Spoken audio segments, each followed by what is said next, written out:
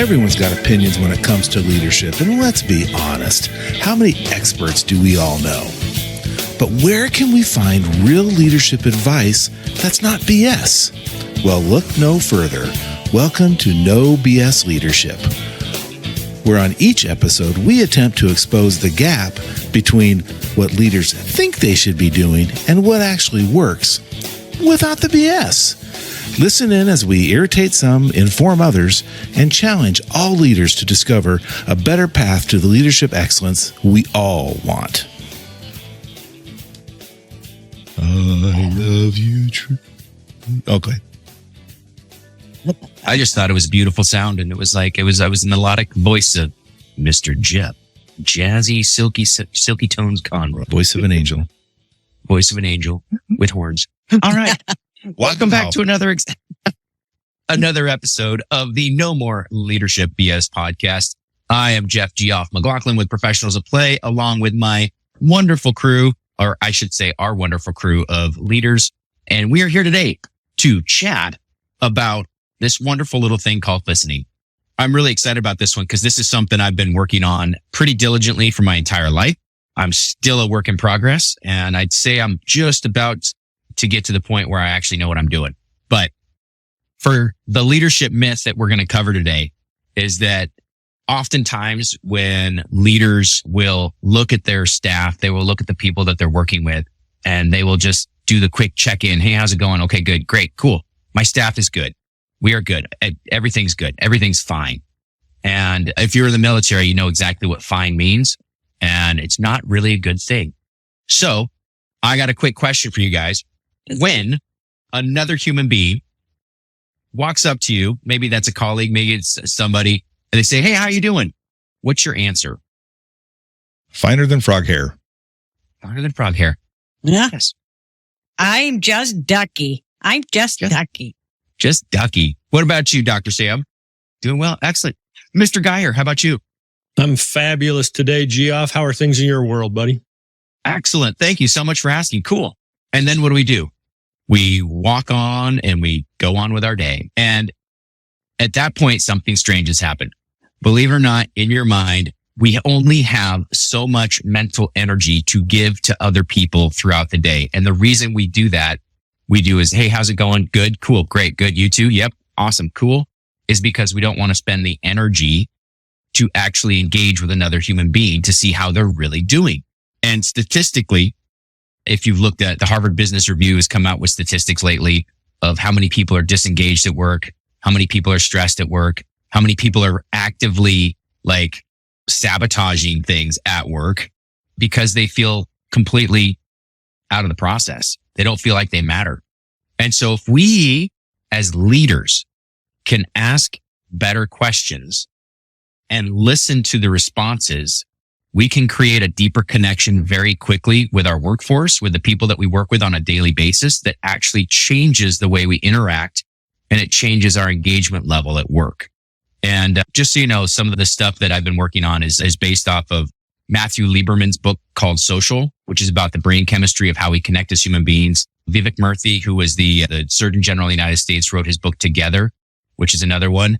And then a personal connection of mine, Brian Fretwell, who has been using that information and really looking at how do we connect as human beings. So I'm going to ask you guys a quick question and see what the difference would be. So it's instead of saying, hey, how's it going? If I said, hey, and I'm going to ask you guys this question and ask you to just very briefly tell me, what's the best thing that happened to you guys this last week? What's the best thing that you guys had happen to you this last week? Dr. Sam, what was the best thing that happened to you this last week? It was yesterday. I've got another coaching group that I work with, and we met for our retreat yesterday, and we were able to talk about leadership, business building, and just connect and reconnect. And it was awesome. It was so much fun to hear people's stories and help them think through their struggles. Awesome.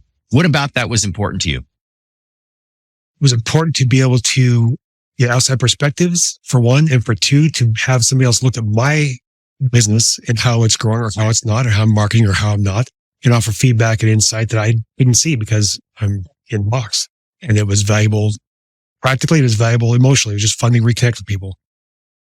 Would you say that you're a person that likes to connect with people and to help them out with different business aspects of things? I would say, sir, that is who I am. Absolutely. Absolutely. So cool. So here's something that it's crazy just happened. Like I'm watching you and I know that people can't see this, but physiologically watching how you changed and your posture went up, your eyes, you got excited. So now there's this thing that I already know you as a human being. I know that you are absolutely passionate about those things. But if I just simply go with the, hey, how's it going? Good, great, cool. And we move on with our day. I don't get to see you light up. I don't get to see those things that you're truly passionate about. And if we don't take the time as leaders to actually do those little bit deeper, and that wasn't very long. What was that? Like a minute and a half? Right. 2 minutes? Yeah. If you can do that with your employees, with the people that you work with, and it doesn't have to be every day, but if you can start to do those things, they start to matter. People start to understand. Conroy, you were like getting excited. Yeah, you start connecting. That's 100% if you could just get beyond the, hey, how you doing? The obligatory greeting, if you will, and just start getting to know them a little bit better and engaging with them, they light up and they'll remember you and they'll say, yeah, he's a pretty good guy. Or you start building that relationship. Yeah, I'm stepping in what you're throwing down. I think that's just amazing. Yeah, I agree 100%. Yeah. And it's also, the other thing is that it takes just a little bit of time, but then they understand that you start to care and you understand them as a human being more, what drives them. Yeah. And so I will give you guys a little hint. This is a big one. And it's so cool because I spoke about this topic at a conference for educators last month. And I had 30 minutes to do basically a 4-hour training, and which was obviously not that effective. But the one thing that I had them walk away with is past positive. So in the last week, in the last 3 days, in the last month, what is, and then I'd say the best thing that happened, the best thing that you did, the most fun thing, the most engaged you were. And so by asking those questions, I'm assuming a couple of things. And this is, I know you get in trouble when you assume stuff, right? But this is one of those ones where you're assuming that something good has happened to another human being, that they have good things in their life. And what you do then is, because you've assumed that they have good things happening in their life, mentally, they're going to actually start thinking, Rolodexing. I know for those of you, the listener that doesn't know what a Rolodex is, it was this amazing piece of technology that completely revolutionized how we do business. And they actually start to think, what did go well in my life? What did happen that I really enjoyed? Where was I engaged? And as soon as they start to tell you about that, you start to see value and you start to see what is important and matters to them. And so as leaders, if we have that information, it's so much easier to connect quickly. So let me ask another question. And I'm, just so you know, I'm as guilty as everybody else on this one. Let's say Myra, Geoff, and Dr. Sam, you guys do a presentation and somebody says, oh, that went really well. What's your immediate thought? What do you start to do in your head? I think, did you even listen? Mm-hmm.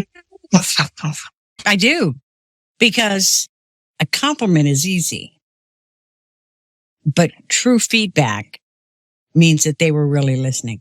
Yeah. I mean, that's my gut reaction. They just, maybe it's not a good one, but that's my gut reaction is, did you listen? Was there anything that stood out? Because I don't want you to listen to praise me or not praise me, but did you get something out of it? Did you learn something? Did I get across my point? Yeah. And do you think that's a positive or negative? I think it depends on the situation. If you're not looking to engage, I think it's at least a way of acknowledgement. But if you are truly looking to engage, I think it's a very poor start. So if you do a presentation, oh yeah, go ahead, Geoff. I was going to say, I think mine's a little different than Myra's. My first thought would be, wow, there's a couple of things there I could have done better. Even if somebody goes, man, that was awesome. My first thought is, golly, it could have been better. So yeah. It almost that feeling like whatever I've done, no matter how good it is, it could have been better. Ditto. I can never leave doing a presentation going, I'm pretty happy with myself. It's always, I could have been better. That could have been done this better. I could have said this better. Or I could have added I got to answer that question better. There's always better. And don't you think that the realization that especially if you're doing bigger trainings, maybe not so much on one-on-ones, but I think it happens there too, bigger trainings, that the people that are supposed to hear what you're saying or learn from what you're saying, they will hear it. And the people that don't or aren't supposed to hear it won't. Yeah. Gets back to the reason you're communicating. If you're communicating to connect, that's one style. If you're just acknowledging their presence and want to say something positive, that's not really bad. It's just know your why, I guess there. Know the appropriate response. So for me, it's the question of who's the audience and not the who received the presentation. But if somebody says that went well, if it's among the group who presented, if it was a group, then my response is just like we discussed. Yeah, great. And what can we do better? If it's somebody who listened and says afterwards, yeah, that was a great presentation. Oh, thank you for saying so. I'm glad you enjoyed it. What stood out to you? Yeah. Engage them to continue that conversation. And if they say, oh, it was all good, that means nothing stood out. That's right. Just being nice. Right. If they say, oh, it's part you made the comment about X, Y, Z. Like, okay, so now I know where your focus is, and that helps me serve you in a different way. So it changes based on who's asking the question, or who's making the comment. Yeah. And I think, Geoff Geyer, you said, as soon as I think about, and I've done well over 1,000 presentations, every time I do one, I get out, as soon as I'm done, I'm like, could have done that better. Yep. I immediately go to the negative. I look at all the negative things, not all the positives. I look at all the negative things that I did. And there's a reason for that. And that's like, we are pre-programmed for negativity because it's what kept us alive. Yep. Bears, don't touch them because they'll eat you. That's bad, right? So we still live in a world of no, because that's a safety mechanism. So if we can help our employees realize that they have value, like what you said, Dr. Sam, what stuck out to you? What was the biggest takeaway? And they can be very specific. We then have a deeper understanding of who they are and what really is important to them. And can't iterate this enough. It is so important that you know what is valuable and important to the people that you work with. There you go. Because it gives you a greater understanding of who they are. And if we understand who our teams are, we can work to incorporate them at a higher level to engage them more. And I know it seems silly, but the moment you start to do this, your team is going to be higher performing because they know that they matter. And that's a big thing right now, especially post-COVID, where people felt so disconnected because we literally had to physically distance ourselves. And the screen is a barrier between human connection.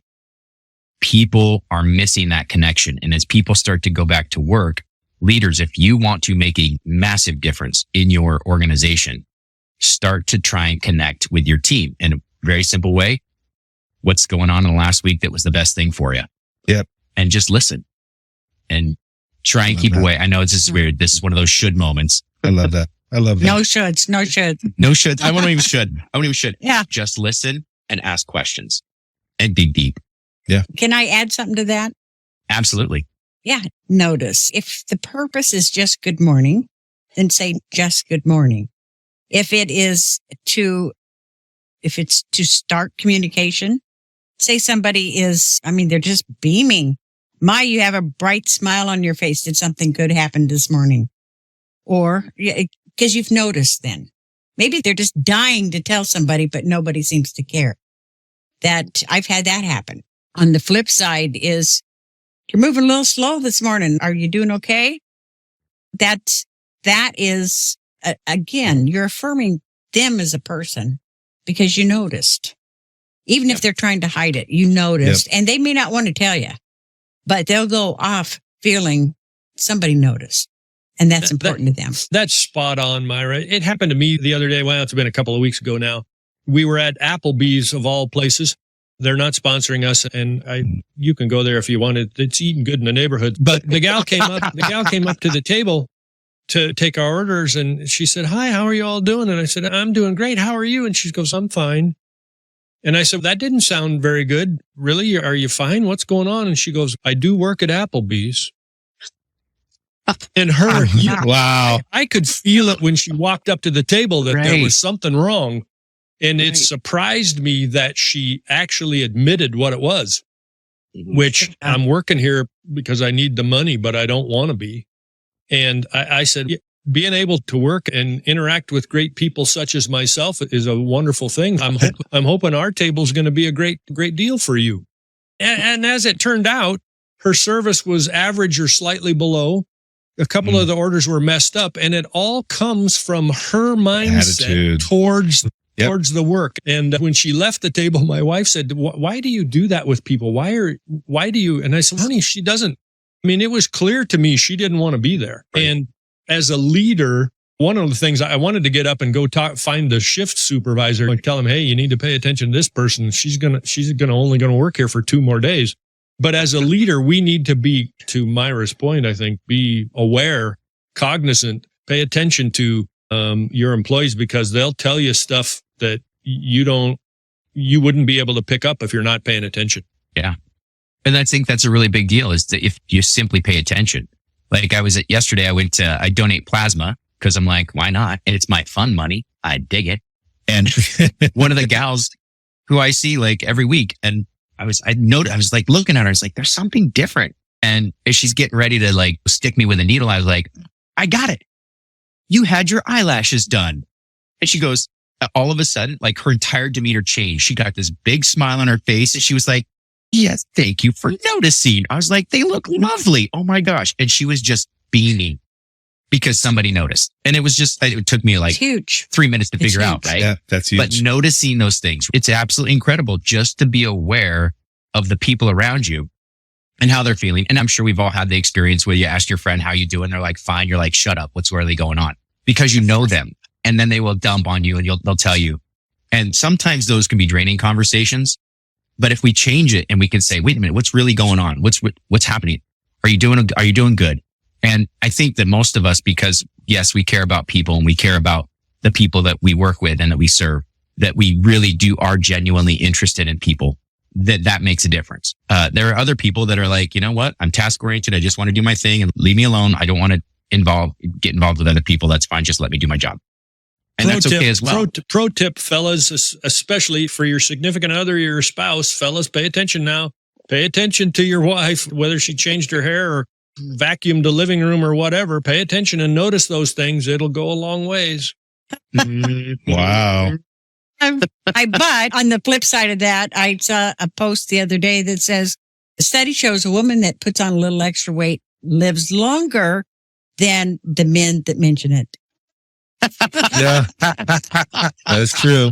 Yes, there's some things you need to keep to yourself. Exactly. Okay, let me I'll amend the pro tip to notice the positive things. Don't notice the things you know are going to get you killed. Yep. Don't point. Or the other one is, does this dress make my butt look big? No, your face does. Do I look stupid?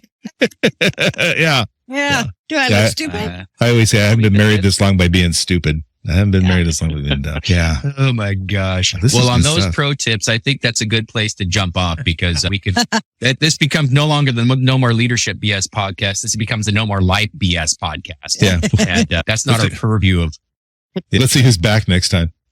So, whoever you are listening right now, we appreciate you. We thank you for taking the time, whether you are out walking and hiking or you're driving in your car. Please do us a favor. We would really appreciate it if you would go out and leave us a 5-star review and give us a little comment. We enjoyed them. They're fun. They make me laugh. They make my walk a little bit brighter. Yeah. Jeff has beautiful eyes. All 3 of them. Yeah.